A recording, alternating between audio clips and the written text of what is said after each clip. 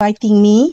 Um, I am tasked to introduce to you public administration by integrating Islamic perspective. I feel that it is heavy, but I'm trying my best to make it easy for you to understand.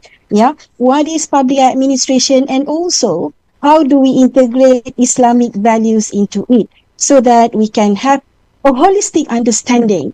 Perhaps most of the textbook out there, they are from Western perspective, yeah? So today you will listen the integrations of Islamic perspective, inshallah. Okay, before I begin my lecture, let us look at next. Let us look at the sequence, yeah? What we will do in this session. Next, Sister Jaria. Can we move to the next slide, please? Yeah, sure, Doctor. But it is still what we call it. It is still the first page. I don't see it. Now already gone. Can you share again, Doctor? Okay, I will be sharing again. Maybe there is line. I'm sorry for that. Okay, now we can see the second slide, which is the objective of the lecture. Of course, there are three objectives of the lecture, yeah. Number one, my lecture would focus on defining public administration and also to delve deeper into its important role. Secondly, we will look into significance of public administration in governance and also policy process. And finally, we would like to explore, we want to explore how this Islamic principle, Islamic perspective guides core activities in public administration like policy analysis, policy process, budgeting, public personnel or HR, and most importantly, public service delivery. Right. First of all,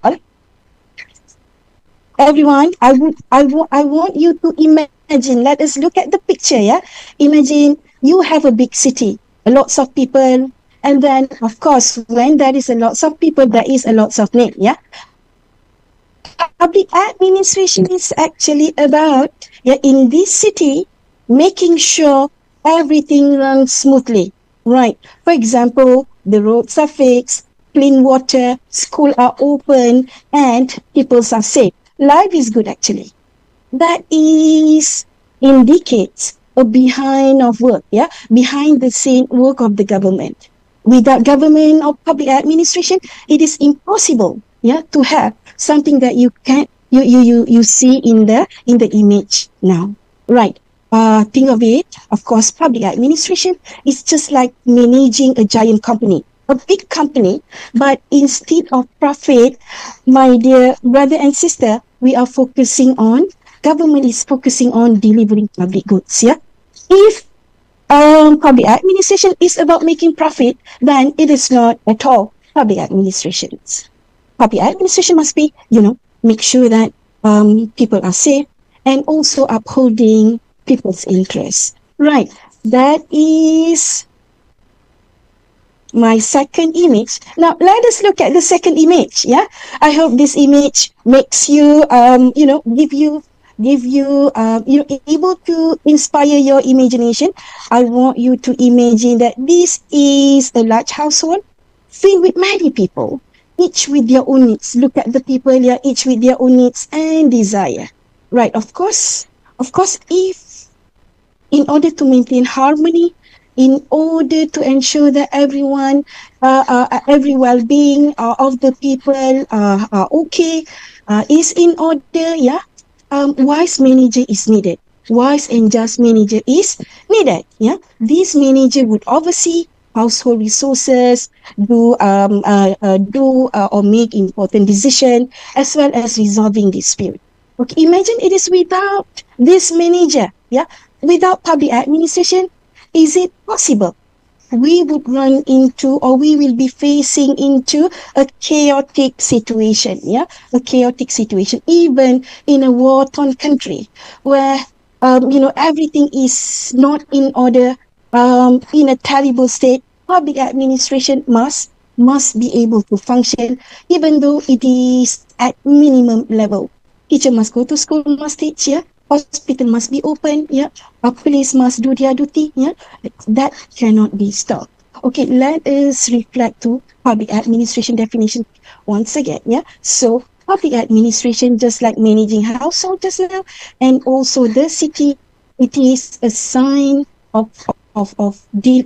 signs of managing affairs of the state or community. It involves implementations of government policy and program to serve public interest.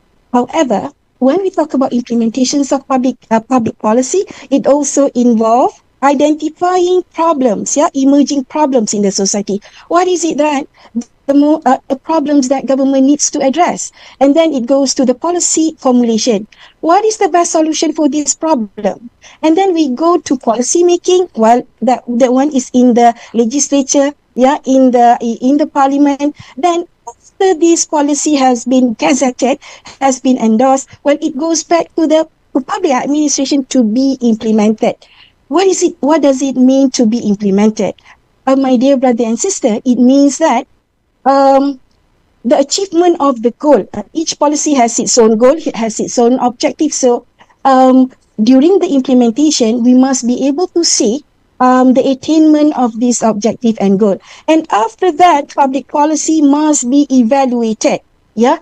However, it is sad to mention that in many Muslim countries, Muslim majority countries, including Malaysia, we don't really focus on policy evaluation. We skip this process. Whenever there is a problem comes, we come out with the new way of doing things. No, we should not skip this process. Yeah, we should focus on policy evaluation, whether the policy or government program should be continued or should be terminated, or there should be a process of intervention so that we can really address the issue at hand, and no public money goes to waste. Yeah, because we are in public policy, in coming out with program for people. We can't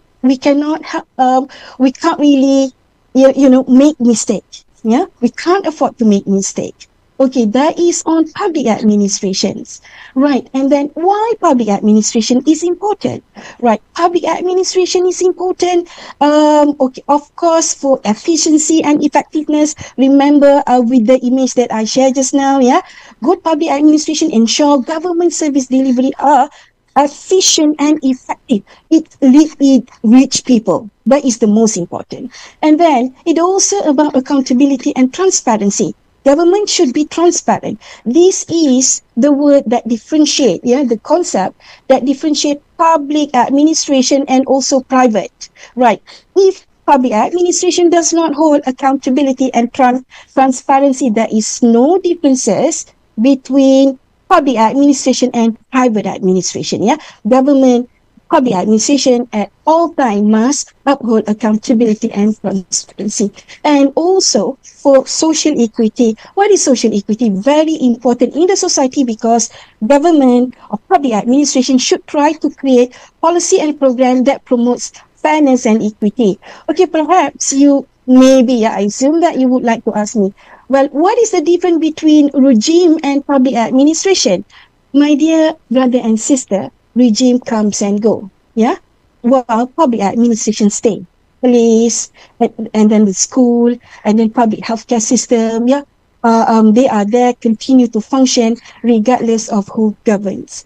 For regime, they give colors. Different regime perhaps give different colors to public administration, while public administration is just like an engine of a car.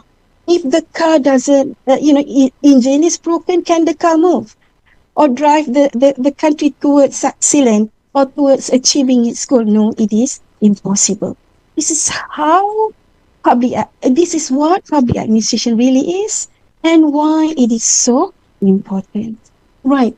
And then let us look at the example of public administration in action.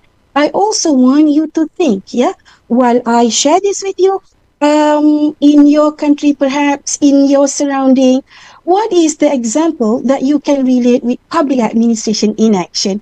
All right, for me, I can see that public administration in action in terms of government building a new highway, for example, yeah, planning new route, acquiring new lands for school, managing constructions, for new hospitals, yeah, and then responding to natural disaster. Currently, Malaysia is experiencing a flood. So government work very hard to address all this, and also government, work in a very diligently to improve public education. So this is from in my country. I guess that in your country there must be a relevant example that serve as public administration in action. Try to relate that. Right. Okay, let us look at core activities in public administration. What is actually public administration do? I have mentioned some of it. Yeah. Let me share the rest. For public administration, of course, most importantly, my dear brother and sister, it deals with policy process, from policy identification, problem identification, up to implementation, finally evaluation. Yeah, in a cyclical process, public administration are all involved, except a minimum degree in a what we call it policy making. Yeah, in the parliament, public administration is not that involved. Right, the rest, public administration is all there, is all involved. And then government do budgeting, yeah, allocating resources, who get what and when and how. Right. We can see that budget allocations of the government in Muslim country, in most of the Muslim country, they are directed towards the military budget. In the Middle East, for example, perhaps they are surrounding by hostile neighbor, they have to spend more on education, on military. But for Malaysia, yeah, because Indonesia, for example, and the rest, because we are not surrounded, we don't have hostile neighbor, yeah, we focus more on education, we focus on human resource development, on technology, and so on. Yeah, so this is in terms of budgeting, who gets what and how. That reflecting the most important activities of public administration. Every year, government share how budget is allocated, how public money is spent, yeah, wisely. Right, and then human resource management, of course, in requiring talent to work for government, yeah, to serve people, it requires very careful and tedious process. So government is tasked, public administration is tasked to select the professional, the right types of people to join and work for the government. Yeah, because this job, is not for everyone. If you are interested to make more money, then don't join the government, because this is a trust. Yeah, if we enjoy doing the trust, yeah, doing the work, for example, teaching, serving the people, and then welcome to public administration. And the most importantly, the core activities of public administration, my dear brother and sister, deal with public service delivery. Yeah, healthcare, education, what else? There are so many things that should reach people. Yeah, but to make sure that their well-being is good, right? That one is public service delivery. Nowadays, public service delivery is online. Yeah, government make it available online, where we can do, we can ask. Yeah, we can get that from online application, unlike before we need to queue in the counters. Yeah, go to the counter, which is hassle. Right, that is core activities in public administration. Right, now let us look at the Islamic perspective, Islamic sides of us. Right, well, of course, Islam put a greater emphasis on good governance and public service, public administration. There are so many Quranic ayah, yeah, that talks about good governance, that talks about good administration, right? Number one, I would like to highlight here is the concept of Khalifa. Like us, as a Khalifa on earth, is responsible for upholding justice and care for the creation. Yeah, so this reflected in the important role of public administration, protecting protecting the environment, public administration, one of the public administration function to address climate change, to combat crime, to combat terrorism, and so on. Yeah, the Khalifa, right? Viceroy. And number two is Amr bil Ma'ruf wa Nahi anil Munkar. Okay, it means what? It means that we should, eliminate evil. We should forbid evil and work for the common good. This is just the responsibility of the government, yeah, to promote what is good and to forbid what is evil. We have these, there are so many evidence in the Quranic ayah. Yeah, for example, in here I quote Surah Al-Imran verses 10.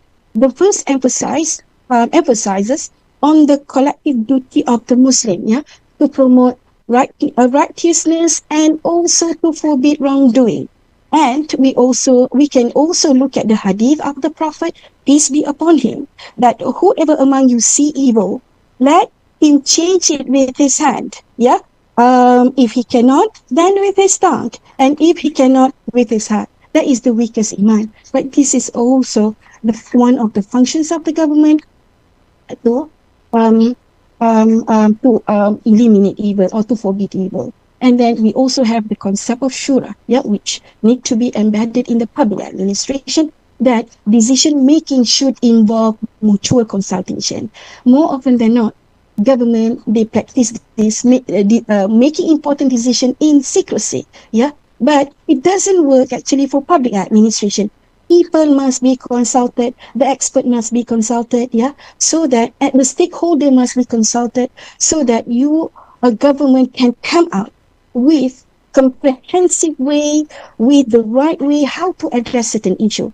My dear my dear brother and sister, if for example we don't do this, what is the implication? One of the implications, according to my observation, teaching comparative public policy, yeah, and also policy implementation, you can see it. You can see the problem, especially during the implementation, where there will be a lots of conflict. Yeah, because you don't consult them, you don't consult people, you don't really consult experts. Then the problem will appear or will manifest itself during the implementation process. So when there is a problem, yeah, big problem occur, it is very difficult for the policy to achieve its objective. Currently, yeah, it is not because we don't have a good policy, but actually we have problems in terms of its implementation. That the reason can be traced because we don't consult stakeholders. We don't do mutual consultation. We don't engage people. All right, that is on shura. Right. What is the importance of good governance? Of course, good governance is very much important, yeah, for the well-being of the society and must be included in public administration. Because why? Because it promotes justice and equity. Yeah, it promotes accountability and transparency. It promotes economic prosperity and also social harmony. Imagine if it is without good governance, yeah, that public administration would have a difficult time. Look at the picture, remember the picture before, you're full of people. How do you cater this diverse need? They won't be satisfied. They won't agree. Yeah, a government will have a difficult time. So it is recommended that in public administration, public administration should adhere into these values, yeah, which promotes by Islamic perspective. And then remember that public administration is a trust or amana. Yeah, you cannot take it lightly, and it is not for us to see as a way to gain what we call it, to be used for our personal benefit. In many countries, especially Muslim majority country, it is a sad phenomena. Why? Because politicians, they climb to power, they join the government. Yeah, the higher they climb, they actually commit more corruption. Yeah, they actually not honest to fulfill their amana. That shouldn't be the way. Yeah, and then we should also ensure justice. Yeah, promote this justice so that no one is left behind in your to enjoy goods and services. And the most important point is that to balance spiritual accountability with administrative efficiency. Sometimes when we have power as a civil servant, yeah, we forget that we have accountability. We just focus on efficiency, getting things done, follow the regulation. That is what we always tell people when they meet us in the counter or when they deal with us. But my dear brother and sister, let's remember of the spiritual accountability of us fulfilling our amana. Yeah, let us make things easier for people so that they get what they deserve. That is the best public administration, an ideal state of public administrations. Right. Okay, let us go through, maybe you have learned this, yeah, before, but I want to share with you again, yeah, on governance under Prophet Muhammad, where Prophet Muhammad has what we call it, in a very genius way, Prof. Medina Charter, yeah. This is an example of creating formal institution to address ethnic conflict, which during that time is really prominent, yeah. Of course, public administration is evaluated in terms of whether it is efficient or not if they are capable to address, or if it is capable to address the problems that they faced during that time, right? Yeah, for us nowadays, maybe we face climate change, we may have faced cyber terrorism and whatnot, terrorism, yeah. Okay, um do government address all this? Yeah, but during the time of the Prophet, yeah, Prophet came out with Medina Charter, which is very revolutionary document, I would say, yeah, that established a framework for to govern diverse society. Look at us nowadays. Most of us, yeah, some of us suffer from ethnic conflict. Right. Maybe it is about time for us to look and revisit Medina Charter to find a solution and put an end to this ethnic conflict that we are suffering. From my study, yeah, I observed that in Malaysia, why we are able or capable to stop ethnic conflict, even though we are at the extreme end of ethnic diversity, well, is actually because Malaysia has formal and informal institution, yeah, to prevent ethnic conflict from happening. Because of this institution, it doesn't make everyone happy. Absolutely not. But they are satisfied. So when they are satisfied, it prevents conflict from happening. It is also able to cater demands, yeah, cater demands from each and every groups. This institution. That's why, even though we have differences, it doesn't break into conflict, right? And then let us look at Khalifa Umar administrative reform. Also, Caliph Umar also did a wonderful job in public administration. Yeah, for example, Caliph Umar, yeah, Sayyidina Umar, for example, institutionalized public finance, and then it allocate fund for defense, for welfare, education, infrastructure. Yeah, he also created and established independent judiciary. Yeah, appointing qualified bodies, and then he makes sure that executives, judiciary are free from executive influence, right? He also focused on welfare project, yeah, come up with social safety nets, paying pension for elderly, constructions of road, and most importantly, equal access to welfare benefit for non-Muslim citizens inside the state. Yeah, all right. This is in the historical context. If we would like to see example by the Prophet, peace be upon him, and also his companion Sayyidina Umar, administrative reform. Let us look at the reality of public administrations of Muslim majority country us. Okay. What about what about us? Where are we? Okay, existing research, yeah. I did some short research. Will highlight complex landscape, yeah. We have so many challenges there, from limiting personal freedom, intricate relationship within religious and state, yeah.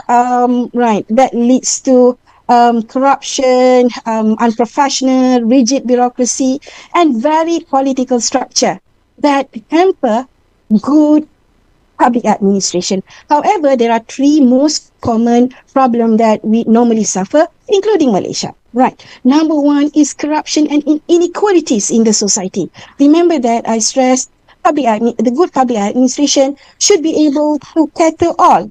No one left behind. Yeah, but sadly, in most of the Muslim majority countries, a certain group are marginalized. There are groups who do not get access to the government crucial services. And then bureaucratic inefficiency. We are so inefficient. We have full of red tapes. Yeah, we lack capacity to address modern current problems. Right, and most importantly is political interference and politicization. That is too much. Yeah, way too much. Certain problems shouldn't be politicized. My dear brother and sister, when it is politicized, people would have it would lead people to confusions. Yeah, important services like public education, like healthcare, shouldn't be politicized. Yeah, even though you belong to the opposition, you don't agree with the government. You must be able to utilize the right channels. Yeah, to provide alternative way.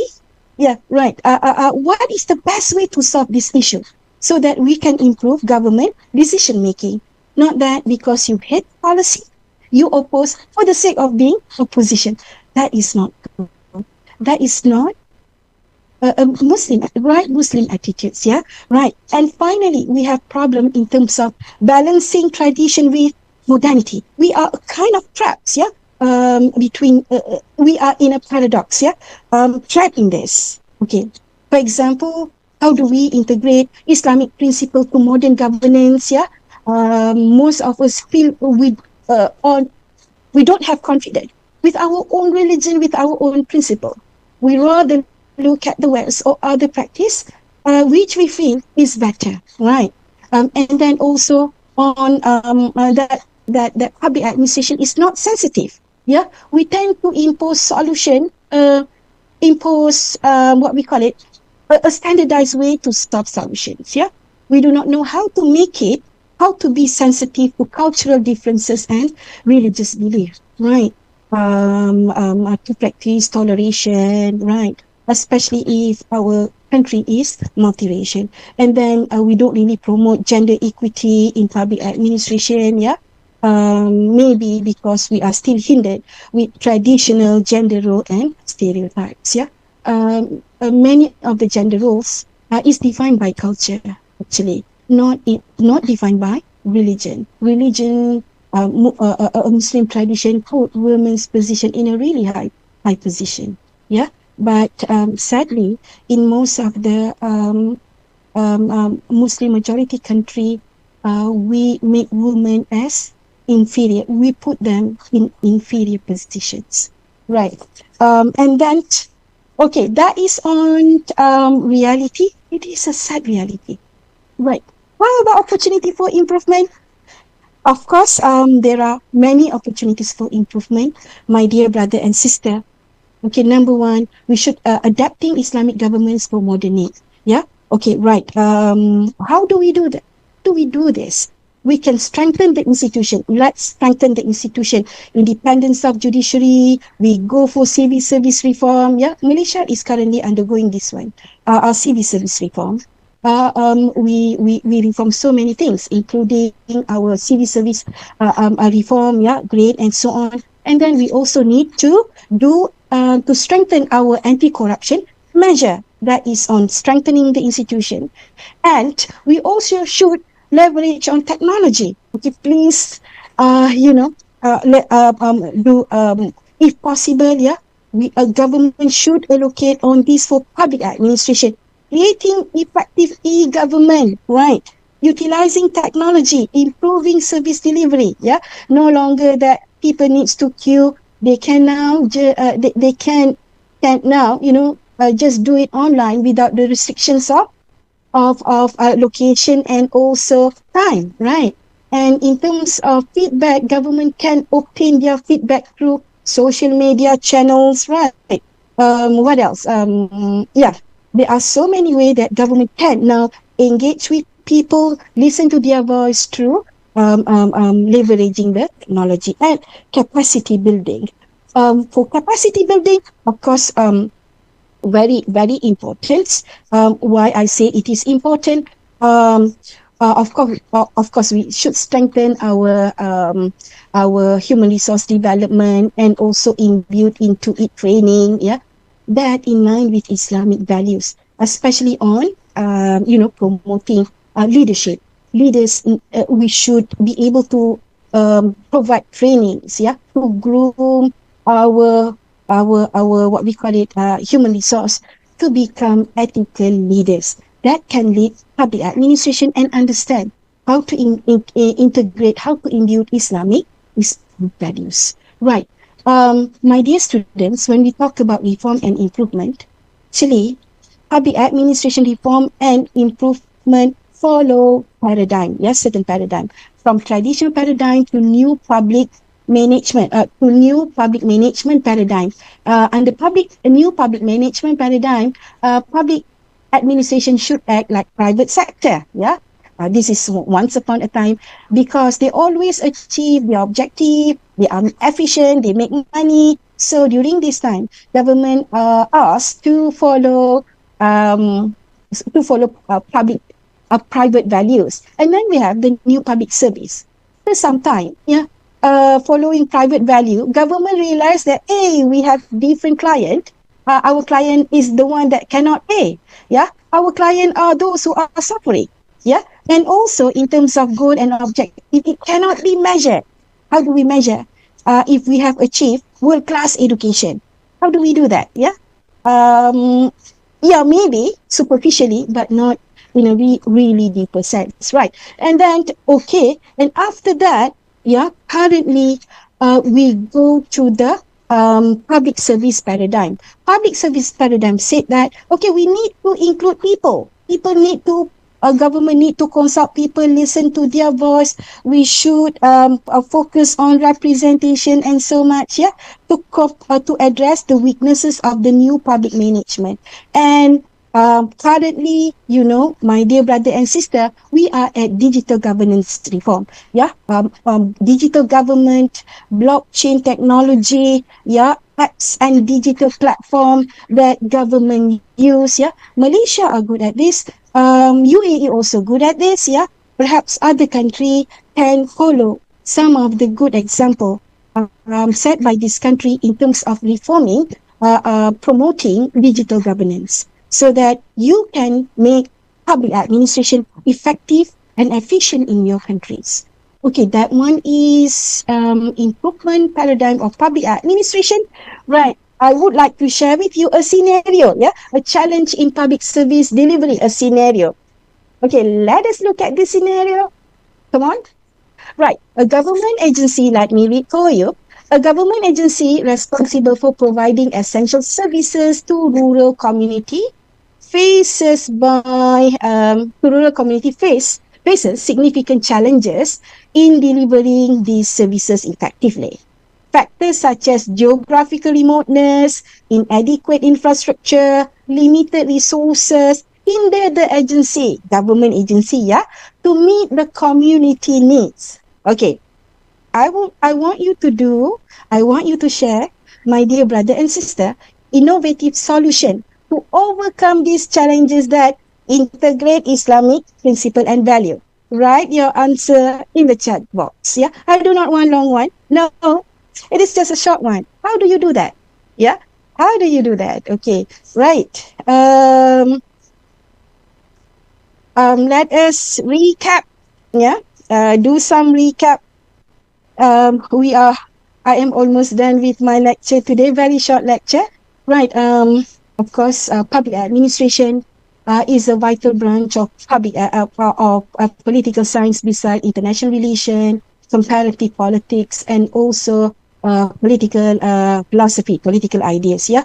Right. Of course, public administration is significant. Why? Because it bridge policy and it makes policy works for the people. Yeah. It is also study about the government, how we make governments better for the people, and most importantly, it rolls in shaping public policy, right? Um, and I would like in here, yeah, um, call to actions, yeah, call for action, encourage that. I want to all of us, yeah, try to integrate public principle into modern governance. In front of me, I believe that, yeah, many brothers and sisters, you are holding important position. Maybe some of you civil servant, some of you community leaders, and whatever your role is, um, well, we can integrate, uh, play our role to integrate Islamic principle into modern governance. All right. Have you, maybe in chat box? Okay. Any, can you perhaps, yeah? I have posted the scenario just now. Any suggestions or innovative ideas that you want to share? Okay, I have this from Aisha Rashid. Yeah, thank you, Aisha, for responding to me. My proposed solution: the government agency representative should consult with the rural community, yeah, leaders to the best way to convey their services to the rural community. Yes, I agree with you. Yeah, normally what happens is that government services are centralized, yeah, decided by the top. They thought that they know better how to solve people's problem. They forget that people knows better. So better consult with the people for for the solution. Yeah, for the solution. Zainab, thank you, Zainab. Thank you so much. Zainab suggesting justice and equity, of course. Uphold justice and equity in the government actions, yeah, in addressing these challenges. That is the most important one. If government don't do this, yeah, and some people feel that they are injustice is done, they are likely not to participate. They will reject any government program that government plan for them. Good, good. Thank you so much. How about the rest? How about the rest? Yeah. In front of you, I pose a what we call challenge to public service delivery scenario. How do we do that? Yeah. A short innovative solution. Okay. Maybe, right, as a rep, I would say that maybe we can include a concept of isti'ana. Yeah, isti'ana means seeking help. Government should seek help from various parties, perhaps international agency, other countries, private organization, to help government to look into this issue better. Yeah, how to help these people. I remember that in one of the remote location, healthcare become a challenge. And then, mashallah, with the help of NGOs, they come out with a device, yeah? Device tracking, not really like a tracking device, but that device contain your medical information, medical health information. So when doctors come to you, they can just screen and get, your health information.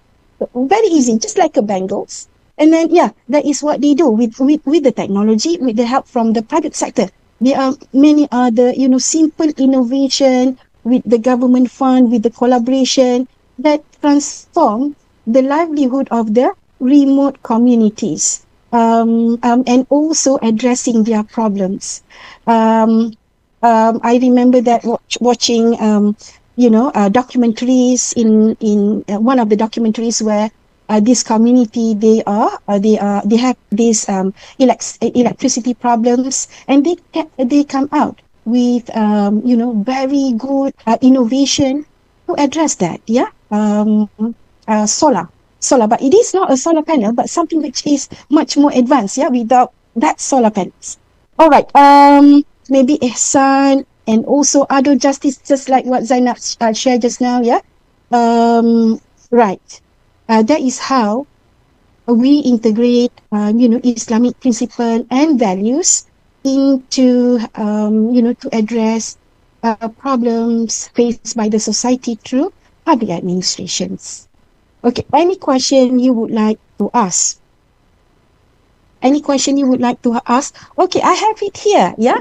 Town hall meeting to solicit response from the community member. Yes, yeah. That is the most important. That is among other good way to make community involved. That they feel that they are being consulted, their opinion are being respected. Right. Town hall meeting, yeah, is a good one as well. Then what else? Meet the rural community, request their input, seek government and NGOs help. Yeah, mobile services. Yes, all right. Family is first institution to mirror public administration. Domain and other institution can be charged as well. Yeah, from the family. Yeah, as a small institute is an institution. Is also an institution that if family is functioning, of course, we provide a good foundation for a good public administration in the future. Yeah, I agree with you. Right. Um, of course, that is one of the government scope as well, government responsibility to make sure family institutions are functioning at best. Nowadays, because of so many challenges, some countries they are experiencing family institutions which are not functioning. Yeah, yeah, right. Of course, that is quite sad circumstances. In Malaysia, we have a movement called childless policy. Yeah, where when young people get married, they do not intend to have children. Yeah, so I think that is just the wrong conceptions of the family institutions. Right. That would lead to a failure to have functioning family institutions. If you have that I would say slogans or motto. Okay, right. Thank you. Government prioritize needs of the community. Yes. A review and evaluate of the agency. B, so that to get a solution. A review and evaluate of the agency. Do you mean that we should evaluate the functions of the agency so they are aware what they need to do with regards to the challenges? Okay, maybe, yeah. Sometimes probably certain agency they don't realize that their environment has changed. You have a new demand, you have a new problem. They delve in their previous setting, yeah.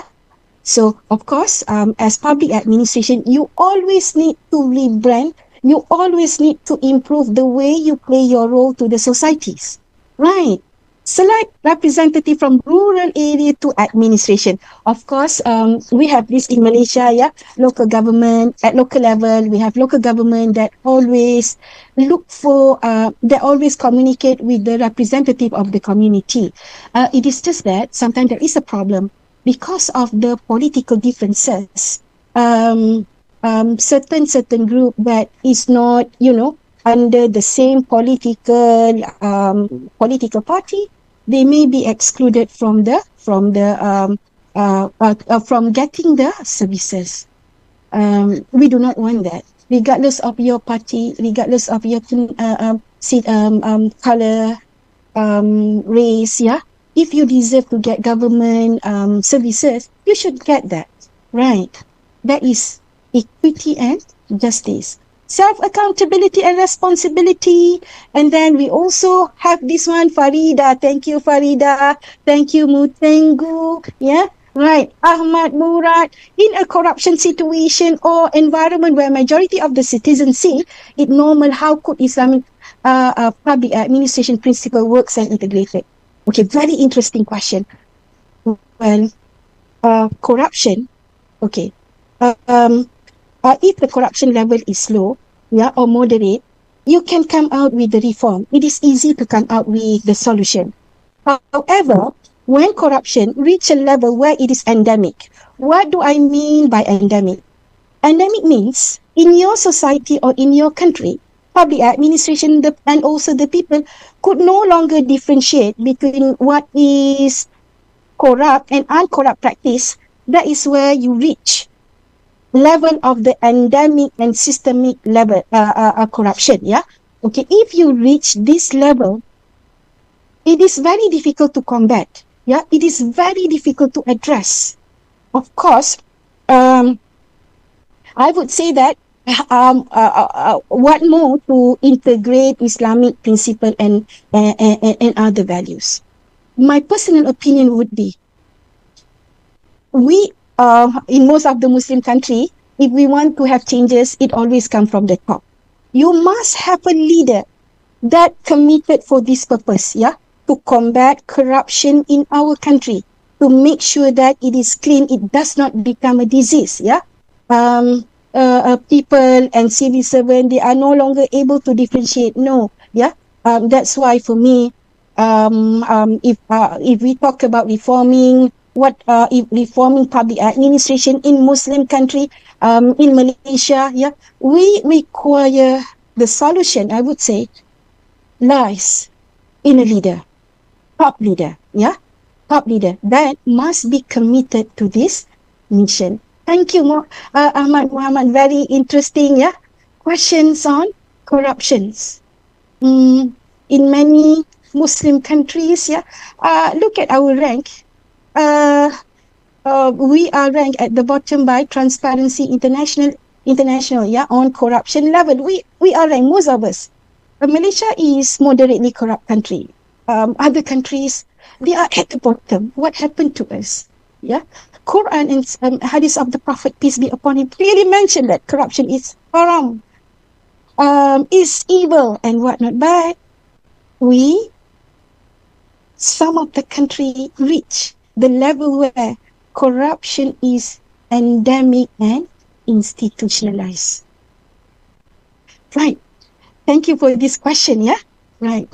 Any other question? What is the time now, Admin? May I know the time?